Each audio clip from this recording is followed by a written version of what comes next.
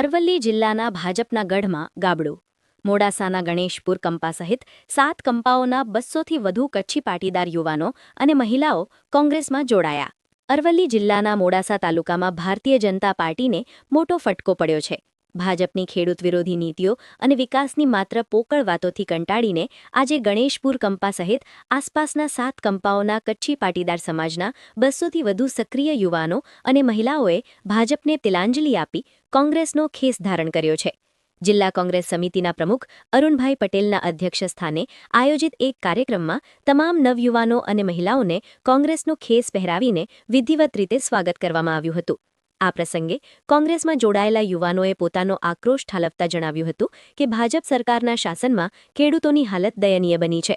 મોંઘા દાટ બિયારણો અને ખાતરના ભાવમાં બેફામ વધારો થયો છે, પરંતુ ખેતી પાકોના પોષણક્ષમ ભાવ આપવામાં સરકાર સદંતર નિષ્ફળ રહી છે. વધુમાં જમીન રીસર્વેની કામગીરીમાં થયેલી અસંખ્ય ભૂલોને કારણે ખેડૂતો કચેરીઓના ધક્કા ખાઈને પાયમાલ થઈ રહ્યા છે.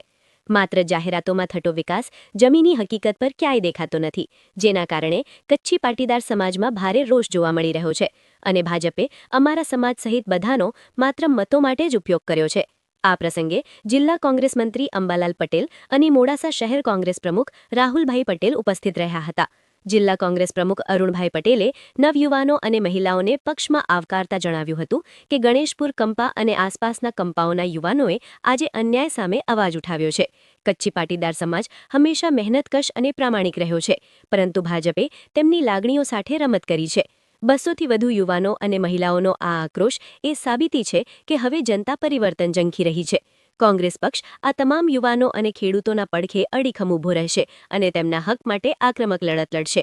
મોટી સંખ્યામાં મહિલાઓની ઉપસ્થિતિએ પણ આ કાર્યક્રમમાં આકર્ષણ જમાવ્યું હતું. મોંઘવારીથી ત્રસ્ત ગૃહિણીઓએ પણ ભાજપની નીતિઓ સામે નારાજગી વ્યક્ત કરી હતી. આ સામૂહિક પક્ષપલટાને પગલે અરવલ્લી જિલ્લાના રાજકારણમાં ગરમાવો આવી ગયો છે અને આગામી સમયમાં ભાજપને ભારે નુકસાનીની શરૂઆત ગણેશપુર કંપાથી થઈ હોવાની ચર્ચાઓએ જોર પકડ્યું છે.